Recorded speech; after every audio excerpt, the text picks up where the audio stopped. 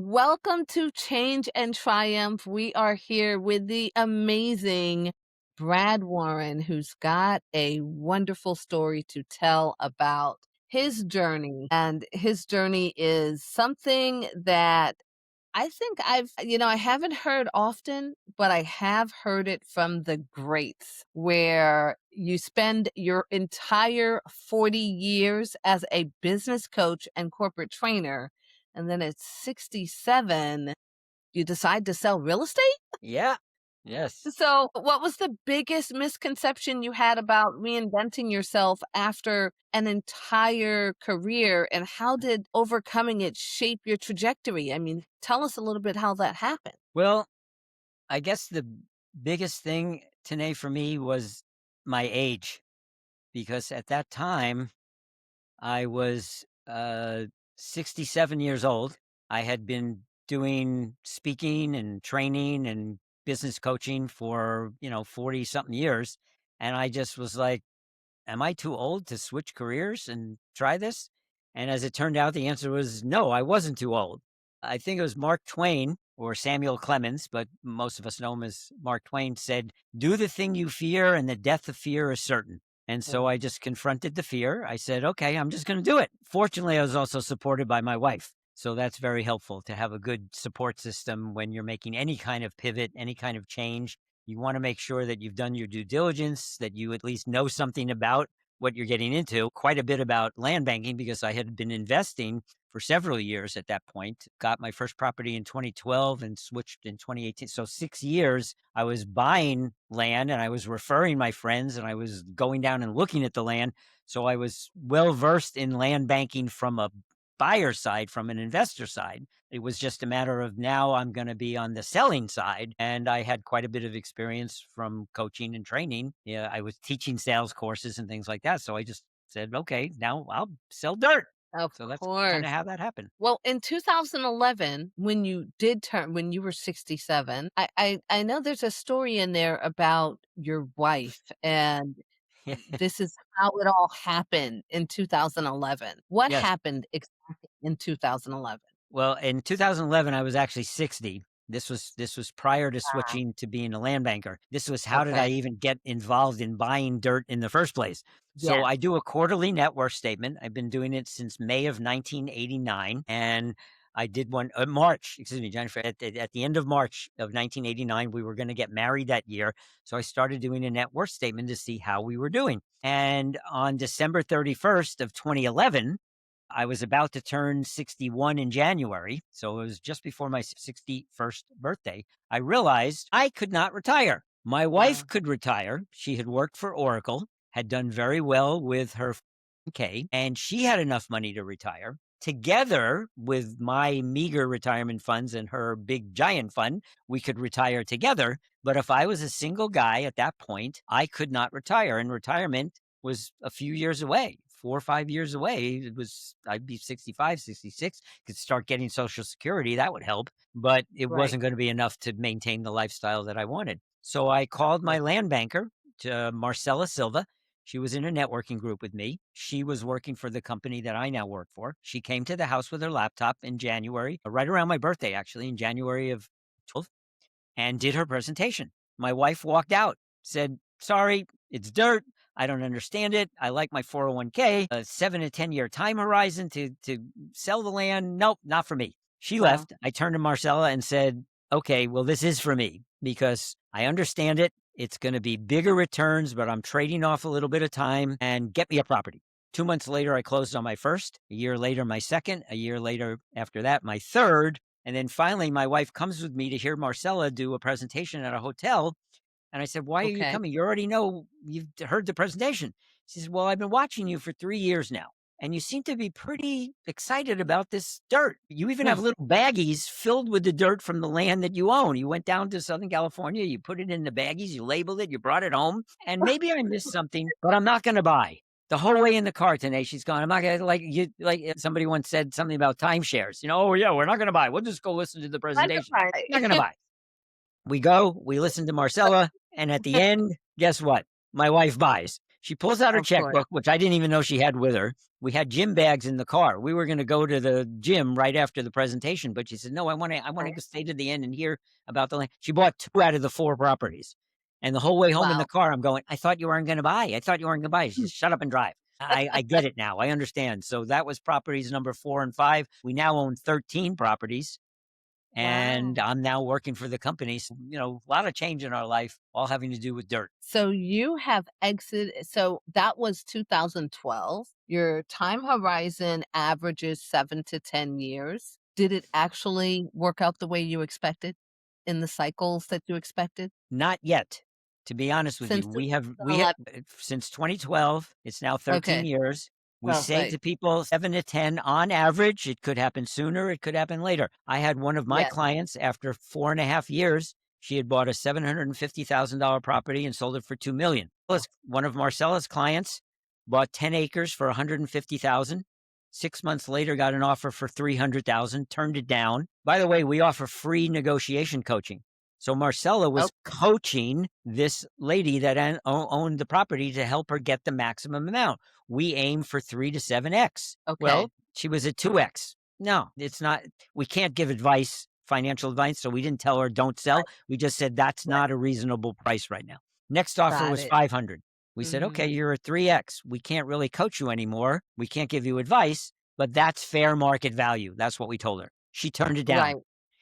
Very long Oh, story, very short. She turned it down several more times, finally sold, get this, $0.5 million on a $150,000 purchase in 2 years' time. By the time all is in said and 2 done, years. maybe it'll probably be 3 years by the time all the paperwork and the ink dries and the money's exchanged and everything, because we don't know exactly what if they were paying it in portions or if it was all at once. But let's say 3 years from start to Yes. finish, from 150,000 to 1.5 million. Now that's very good. I don't want everybody to think that's always going to happen. And with us, That's it hasn't happened, but people say, "Well, Brad, aren't you concerned? It's been 13 years and you haven't sold any properties." I say, right. I'm not concerned because first of all, it's for legacy and generational wealth. If Marie and I Yes. don't benefit from it, Marie's my wife, our daughter will certainly benefit from it because by the time That's true. we pass, she'll get the land and it will sell by then. That I'm sure of. That's It may just take a yes. little longer. But one of the properties, the first one that I bought, actually the one that's the oldest, I Yes. know of a person nearby me, less than half a mile away, who has the same size property at about the same price. I paid 115,000 for 1.25 acres. It's mixed use, and he's had an offer for almost $1 million. And I don't think he's Wow. even sold yet. He's holding out. So I'm just waiting. You have to be Yeah. very patient when it comes to land. Of course. And one thing that I know is that owning land, the word landlord is a very old word. Very, very, very old word. Yes. So, in hindsight, what key element drove that initial success that you had? You were, just started becoming an agent and you had got out there during COVID. What drove the initial success during that COVID time? Because that's such a cycle where, people would think real estate is down, but for some reason land was up and there were a lot of people buying. Isn't that correct? Yes, and it pains me somewhat to say this, but COVID actually boosted my business. Up until that point, I had to meet people in person. So I was going to a lot of networking events. I was putting on a lot of weight. I was eating a lot of food, taking people out for lunch and dinner and breakfast, traveling, polluting by driving my car around. It was expensive to me to find new clients. I was Of also course. trying to develop my referral base, but that required me to meet mortgage consultants, CPAs, people that knew people who had money to invest. So it was Right. very time intensive. COVID hit, all meetings were shut down. I didn't leave my house, so I turned to Zoom. Now you Right. can use whatever platform. I'm not denigrating any of the other platforms. I just happened to get on Zoom. I learned how to use it, and I started going to these networking events. They were all free, and by the way, I still go to them, and I still encourage people to go to them because you meet a lot of people worldwide, and my business expanded dramatically at that point because I was meeting people all over the world. I have international investors now who I never would have met had it not been for Wow. Zoom and COVID. So unfortunately, COVID hit. Many people suffered quite a great deal. I, on the other hand, had the complete opposite experience of expanding my business during that time. That is amazing, and I hear that story from a lot of people. And you said something at the very beginning about fear. Some of us sat on the sidelines and did nothing and just thought, "This is not the right time. My god, I'm in a panic." And some of us saw the opportunity and pounced on it. And I know other investors in real estate that literally pounced on that opportunity. The world is shut down, and they had no fear to go after it. Yep. I agree Absolutely. 100%. And it you've gotta just I'm reminded of Nike, just do it. Just Just do do it. it. Now, do your due diligence, do your Yes. homework, do your Yeah. research, have a support network, hire a coach or get somebody to coach you. I've had coaches on and off for years. I've coached people for decades, and that was all in place, but it's all about mindset. One person My man's trash is another man's treasure. One woman's trash is another woman's treasure. that is a fact. You might look at something in your house and go, let's sell this at a garage sale. And you put it out there, you make a couple of bucks, and the person who buys it, they've been looking for that item for 5 years. They're a collector of doodads, and you just happen to have a doodad that they're missing from their collection. Wasn't worth anything to you, but to them, it completes their collection and they're ecstatic. So who knows? Who knows? Right. You Right. just sometimes you just have to leap. What is that expression? Ready, fire, aim. Ah, ready, fire, aim. Oh, wow. Okay, I Yes. don't know that Yeah. question. Thank you Just for telling now me. you may shoot a lot of but eventually you'll start aiming in the right place. That is true. My goodness. So let's back up. Let's talk Sure. about how you got started at the very beginning. I mean, you were a PE teacher, and then you went to a global seminar speaker and then to real estate. You've navigated numerous pivots and market cycles. We were just talking about pouncing on and I don't know why the word is saying in my brain, pounce, because it's kind of like right now, I see a major opportunity. Many people are not interested in buying. And this is what traditional investors or classical investors, conservative investors usually say, okay, this is not the right time. The market isn't good. We're in a recession. No, I'm not going to take that risk. When in the times of pivots like you had, you have to move quicker. You have to take those risks. Can you tell me a little bit about those pivots that you've made and how they happened? To be honest, today, a lot of them were, I would just call them serendipitous or luck or being in the right place at the right time. And I'll give you an example. So I go to graduate school at UC Berkeley. I get a master's in education and a pupil personnel services credential from the state of California. I wanted to be a guidance counselor in the public schools. Couldn't find a job. So when you can't find it, what do? You become a consultant. So I hung out Of my course. shingle and I started to do speaking engagements for the Women's Studies Department from the city of it was the city of Berkeley, California. The Berkeley Public Schools, their Women's Studies Department hired me to talk about sex role stereotyping in textbooks, which is what I Mm, wrote my my master's thesis on. I'll give you a quick example. Johnny has 20 feet of lumber and wants to build 5 birdhouses. How many feet of lumber is each birdhouse going to be? Well, it's a math problem. yeah. 5, No, but why right? Johnny? Why can't it Well be Sarah? but the example in the textbook was Sarah has 20 yards of cloth. She's gonna make 5 dresses. How many yards of cloth is each dress gonna take? And those were the kind of examples. This is 1978, 79, in that era when the textbooks, which had just come out. So all the schools had these new textbooks, and they were full of these examples of stereotyped math Yeah, examples, you remember? Okay. yeah, So yes. I went to all of the schools in Berkeley, every single elementary school in Berkeley. There were a number of them. And I gave these talks. They were 45 minutes or an hour. They paid me, $30, 25, $30. It was something. I was making some money for an hour. And I would talk about how you, as teachers who are teaching kids, need to not be part of that. You need to break open these stereotypes and be more open. I might have been a little ahead of my time then, who knows? Yeah. And fortunately, Mitch Caligari from Thousand Oaks Elementary School came up to me at the end of one of my talks, and he said, this was like in May of 79. And he says, "So, Brad, what else can you do?"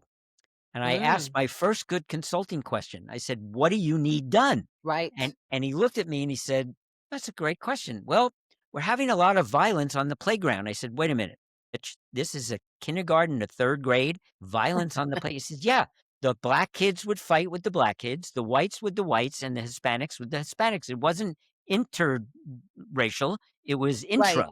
So each group, right. they were just fighting amongst themselves, and these Mhm. fights would spill over into the classroom and distract the teachers from teaching." And he was Wait, winding up, I'll see you at 3 o'clock. he was being a disciplinarian, not a principal. He was having to deal with, call parents and put kids on timeouts and all that. So he said, "What can you do about that?" I said, "I don't know, but can you hire me to come and do a needs analysis?" He said, "Yes."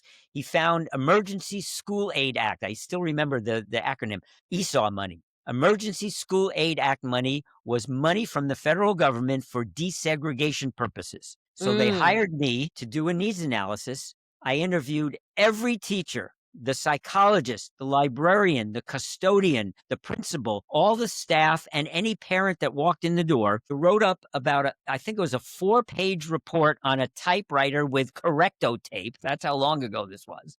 Gave him the report, didn't hear anything for a couple of months. And in August of 79, he says, "We have Emergency School Aid Act money. We can uh, pay you. We can pay you for a whole year. We want you to implement your report at the school, and let's mm. see if we can reduce the violence." And it was all about physical education, new games. This was a concept that was popular sort of in the the outside the normal way. It was games that were just to have fun, but didn't have Yeah. scores, didn't have sides. And so I Mm. brought in, and I was not a PE teacher. I loved physical education classes back in high school. I played almost every sport in intramurals, and I was very fit and I knew how to play a lot of sports. So I had this book on new games. It was called New Games and the New Games Foundation. So I got all of their lessons. I made up lesson plans and I started teaching physical education in this public school. And within 1 month, we had basically reduced the violence by about 90%, Wow.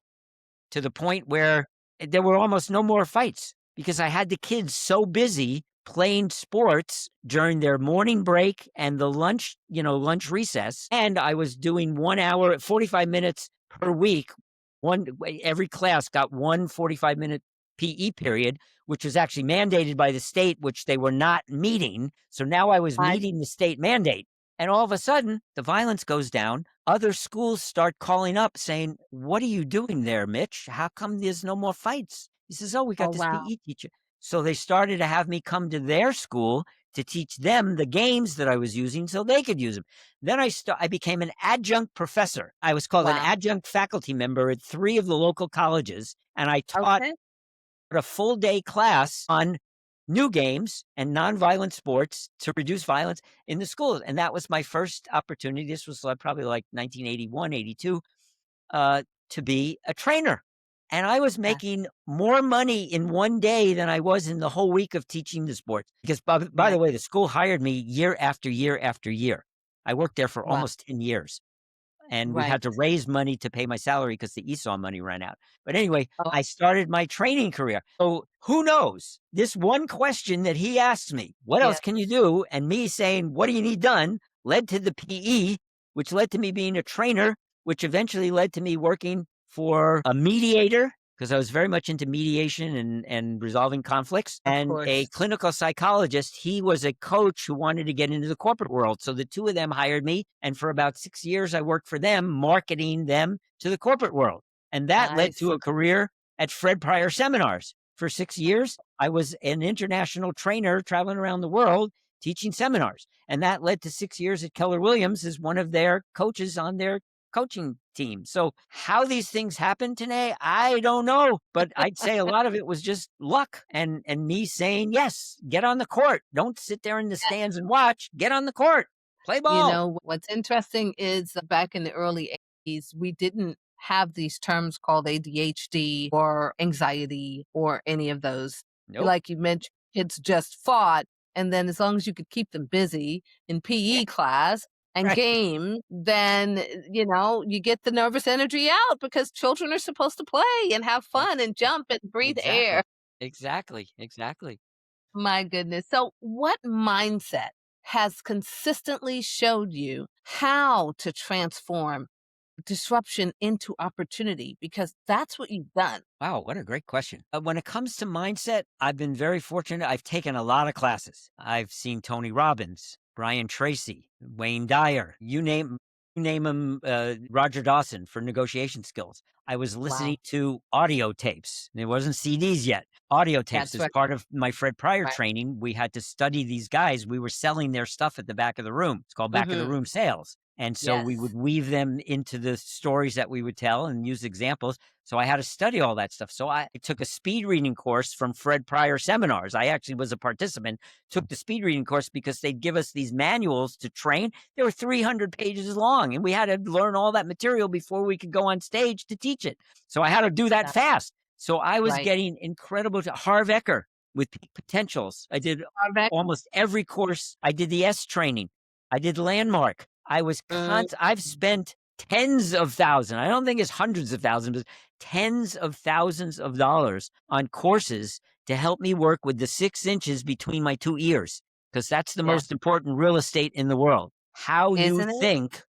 How you think is going to determine everything. Mike Dooley, he says, thoughts become things. Yes. What you think about all day long is who you become. And if you're Yes. thinking crappy thoughts, you're going to be a crappy person and you're going to have Ab- crappy finances and crappy relationships. absolutely. So I would say Uh, that one thing over and plus I've stayed friends for 40 plus years with a lot of people I met from those trainings. I'm still in of touch with them, course. mostly on Zoom now. We Of have course. meetings every month. My men's group. It's been around for 40, almost 1982. So however many Wow. years that is. 43 years we've known each other. And now we're still meeting on Zoom once a month just to get together and chit chat. And how are you doing? Mostly now it's organ recitals. Oh, my stomach. Oh, my bladder, my prostate. We have organ recitals because we're all in our 70s and 80s now. So we have an organ recital, but we still love each other. We still get together. And that's the importance of friendships and relationships. It is. It is. And I just got through having this conversation with my niece, and I literally just, my niece is 26 and my daughter is 20 now. And I've had the similar conversation with them. Hey, if you want to change your life, you've got to start networking, going to conferences. There's this thing out there now called meetup.com. You can go and find people. You look at what I do. I go to probably 6 to 12 conferences a year, and you are absolutely right. My life has changed as a result of that personal development in career and personal development in, just, your own personal life, learning how to think differently. I'll never forget, I was 27 and I went to, you mentioned T. Harv Eker.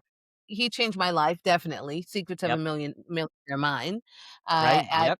Yes, that's I one of still my favorite. just before, not to interrupt your story, but I got to bring this out. I know some people might be watching this, but if they can see, this is a millionaire. I have a millionaire mind. It's the bracelet I Yes. got in Oh, 2005, 20 years ago wonderful. when I did that class. I still wear it to this day. Every time I pass a coin on the street, T. Harv Eker comes back, and I Ah, go, yes, "I'm, what is it? Now I I am a money magnet. get it." I am a money magnet. Thank you, thank you, thank you. Thank you. At the airport, Every I'm every time. renowned at Yes, airports. I always find dimes, quarters, nickels, pennies, and I pick them up. My yes. wife is like, oh, she gets embarrassed. I'm a I pick up money a penny. magnet. Oh, I am a money boy. magnet. Thank you, thank you, thank you. Put it in my pocket. Yep. Oh God, that's Absolutely. so funny. I didn't know that about you. T Harv. Yes, and Yeah. another T. Harv Eker, thing that stuck with me forever. If you want to be a baker, go work at a baker. No, if you want to open a bakery, go work at a bakery first. Do you remember that part of the book? No. It was specific. This has stuck with me, and I know it was that book, and it was really about, like, for instance, you told the story about how you were already a real estate investor for a number of years. You already knew about investing in real estate, And then when you were presented with this job, you were already prepared. This is not new information. So, so you already, you dabbled in it first, and that was the premise of the story. Echo. Okay, so we will go ahead to the next thing. When someone is paralyzed by fear, what is the very first actionable step you recommend they take to regain momentum? Well, did I give the quote from Twain about do the thing you fear and the death of fear is certain? You did So do something. take action. Mike Dooley says baby steps. If you're totally paralyzed, let's say it's public speaking and you're just terrified to death, but you know you've got to do it to make your business grow. What's the first thing that you could do? Practice in front of a mirror. Practice in front of one friend, then two friends, then five friends. Just do something, one little baby step that takes you onto that path. And then the Wow. next step will become more apparent. And then the next step after that will become more apparent. But if you're paralyzed by the fear, then you're not going to get anywhere. You're just going to, then your mind starts. Mind friction is what Harv used to call it, mind frick. And that Right. little voice is very powerful and it will take over and it will stop you dead in your tracks. So you've got to just say, one of the things, Harv, this is again from Harv, thank you for sharing, mind. Thank you for sharing that thought, Brad. That was a stupid thought. I don't like that thought. I'm not going to think that thought anymore. Okay, goodbye, thought. Now, make sure you're alone when you're doing this. Don't do it out loud Right. in a restaurant because people think you're crazy. Of Do it in your course. car. That's okay with the window shut. But you could Right. cancel, cancel, cancel. If Cancel, cancel, cancel. you say I know that something one. negative, yeah, you say something negative about yourself, you go, cancel, cancel, cancel. I did not mean to say that Right. about myself. I am not That's right. afraid. And That's what is right. it? Fear and no, no, that's not fear. That's excitement. When you think That's about it, Tanae, the it's true. same physiological things that happen to your body when you're fearful happen to you when you're excited. Your eyes That dilate, your pupils dilate, you start to sweat a little, your palms get a little sweaty, your breathing your heart starts palpitating. Same thing when you're afraid as when you're excited. Well, hello, absolutely. don't call it fear. I'm feeling all these feelings. I must be excited about something. That's true.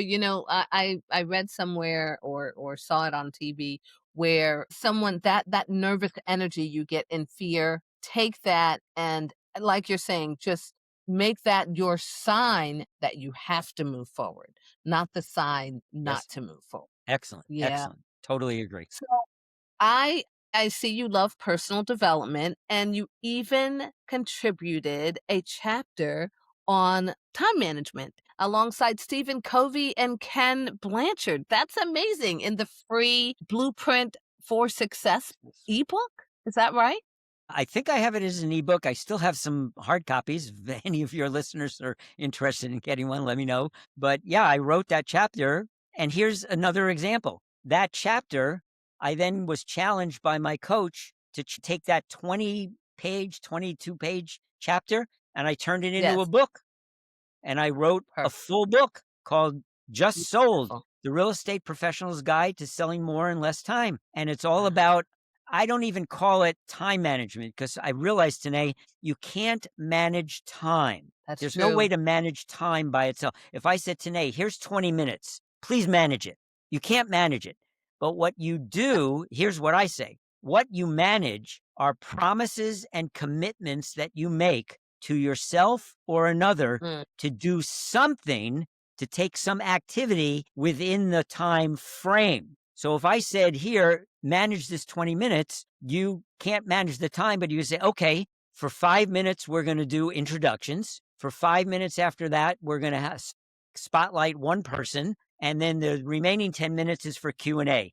That's managing the activities that will take place within the 20 minutes. It's not really managing the time per se. So I wrote this whole wow. book. There's one section on planning a week at a time. There's another one about delegating, which can be a huge time saver, especially in the real estate world. But the whole book is it's focused on real estate agents, but all you have to do is substitute real estate agent with any self-employed person will get value out of the book itself. And that's an ebook. And I will make available for free. Here's a bonus. That's I'm making this up right now. Any of your listeners that get a hold of okay. me, they just have to email Brad at bradwarren.com. and say, Okay. they got to tell me where they heard about it. So they have to On say, I heard you on Tene's. Say it again. they've heard it right here on Change and Triumph with Tene Williams. Yes, they put that in the subject line, say, I'd like your free ebook. I will email them. Don't text me. I'm not good at texting. At 74 years old, I'm technologically challenged, as my millennial daughter calls me.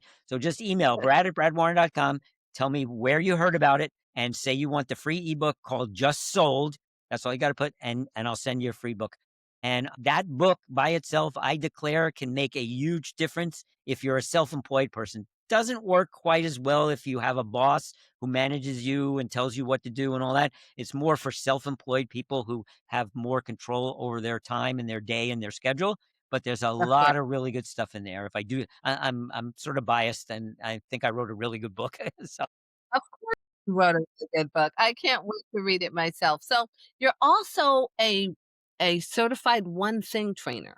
So, what's the one question you challenge every new land banking investor to ask before they make their first purchase? hold on to that question. I'm going to back up and say, yes, I got certified as a one thing Okay. trainer, taught the one thing workshop. And the one question that's in that book, and but this is by Gary Keller, the co-founder of Keller Williams Real Estate, and the Wonderful. book is called The One Thing. And the main question is in there is, what's the one thing I can do such that by doing it, everything else will be easier or unnecessary? Okay. So when I was coaching people, I'd say, what's the one thing you could do about door knocking such that by doing it, everything else is easier or unnecessary? What's the one thing about marketing yourself that you could do? And so by asking that question, it forces people to stop thinking of all the myriad possibilities. And I could Facebook ads, and I could do TikTok, and I could go over here and do Right. postcards, and I could write a newsletter, and I could blog. And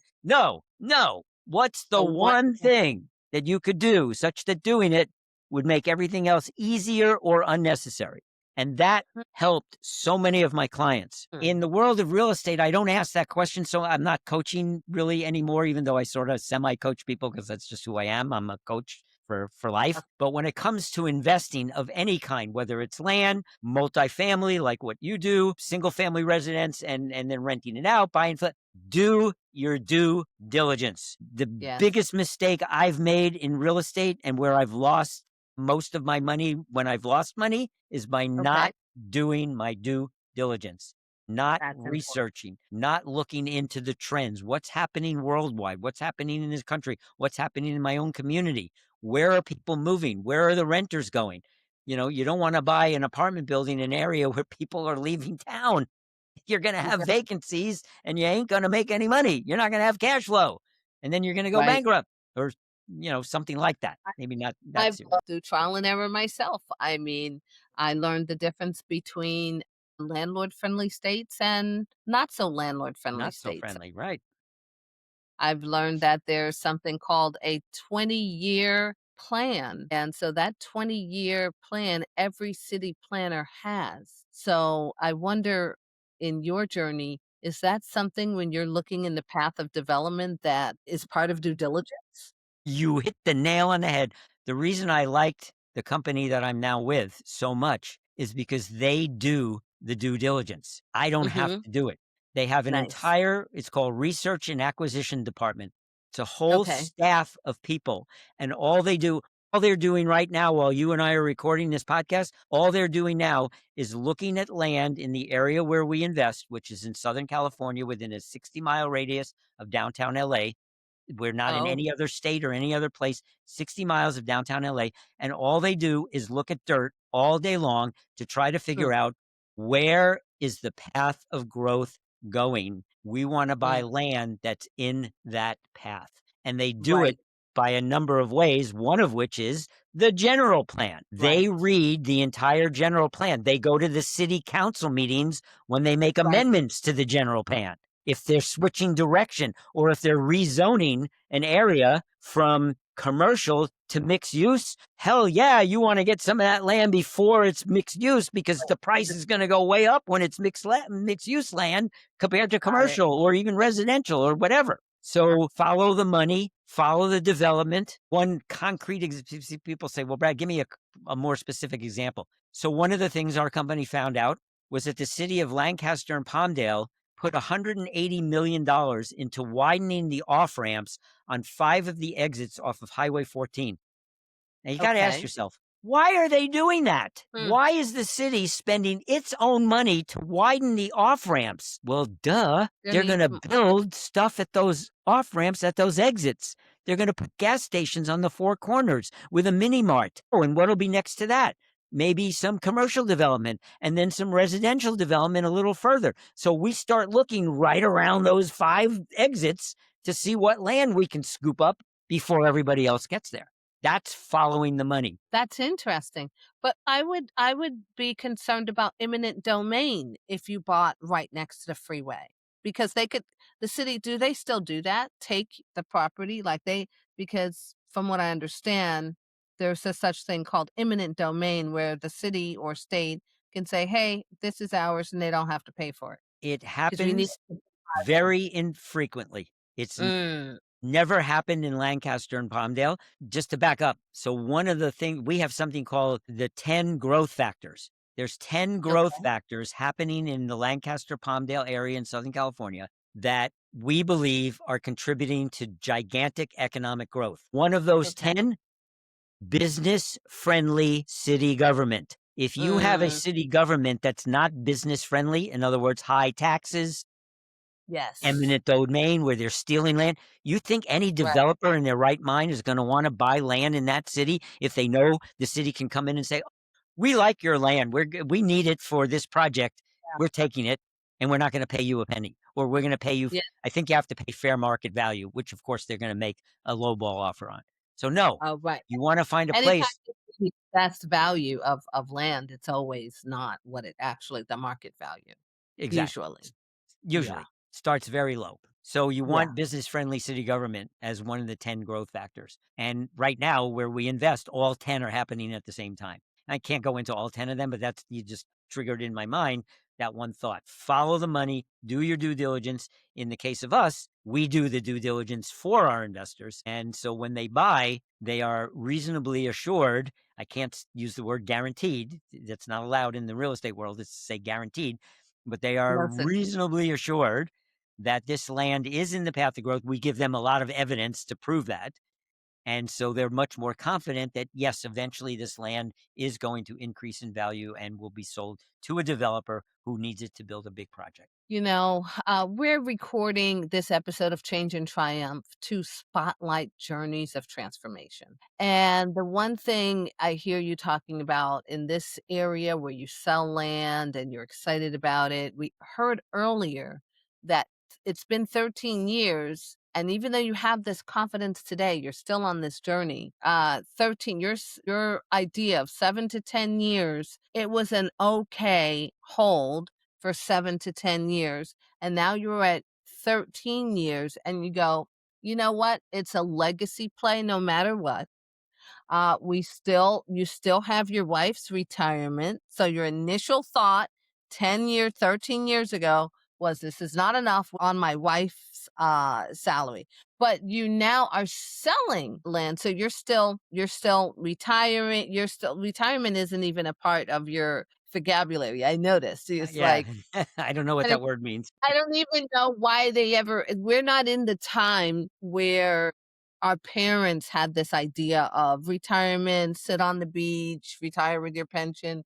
We're in a constant time of transformation. And so it seems as if I think also for me myself, and I'm sure a lot of our listeners, that word should be changed. What new word should we change retirement to?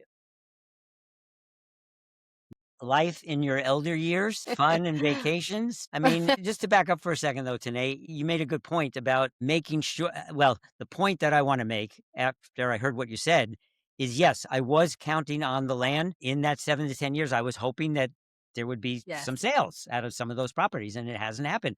And I'm not Right. concerned because I don't put all my eggs in one basket. That's another Mm, major tenet of investing. Just I don't want all of your money to go into land. In fact, I won't let you put all your money in land. I want to make sure you've got other vehicles. some flips, Yes. some short term. I've done very well in the stock market with one major stock. One stock comprises Mhm. 90% of my portfolio.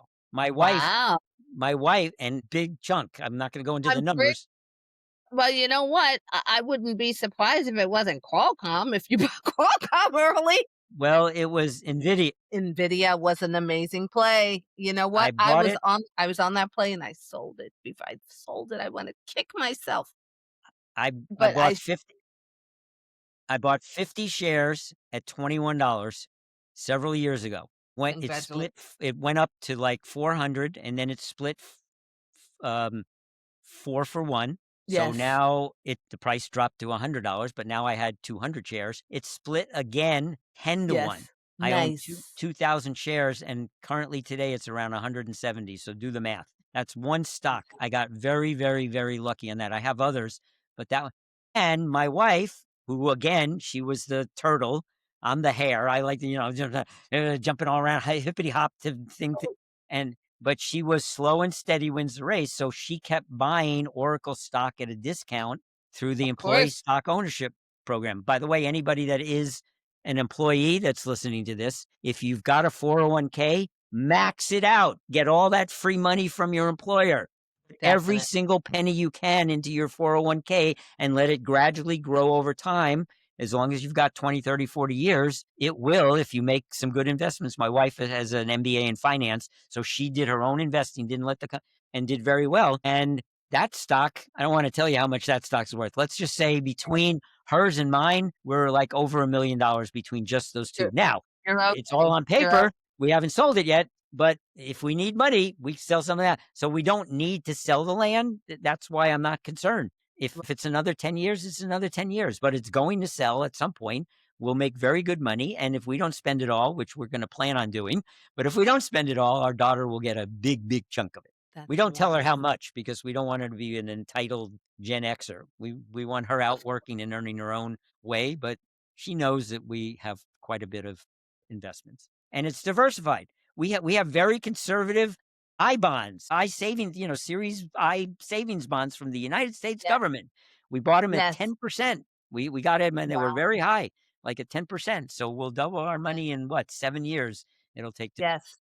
7 or 8 years to double that money. So, very conservative to, pretty far out and everything in between. And everything in that is the perfect, perfect, perfect, perfect ending to this wonderful podcast today. And I'm so glad that you took the time to meet with me. And I want you to tell our audience, as a signing off, exactly as you share your story today, what one overarching theme about embracing change and building enduring wealth do you most want listeners to remember? That's tough. One thing I would say, buy low, sell high.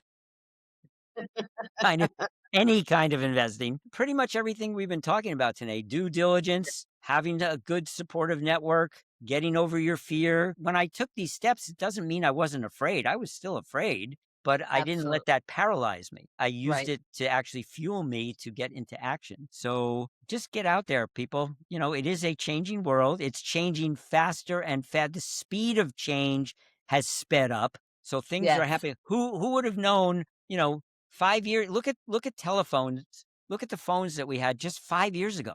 In I five know. short years, look at the Yeah. computer that you have in your hand on your phone is miles and light years beyond what existed 10 or 15 years ago. And Oh, now it's yeah. changing even Flip faster. phone. Look at the I know. IA, the artificial intelligence, AI. I always do it the opposite. Artificial intelligence. Who knows where that's going? But that is making millionaires out of countless number of people who are doing Well, their you due have a big diligence. rock behind it, NVIDIA, so Yeah, yeah, hello. but there's other ones too. You There just got to are. be very careful. You just have to be Yeah. careful. Yeah, and again, can I say one more thing? Please. And here's how you out there in television land or podcast land, I do Okay. pay referral fees. You don't have to be a real estate agent to accept them. We call them a marketing consultation fee or a finder's Mhm. fee.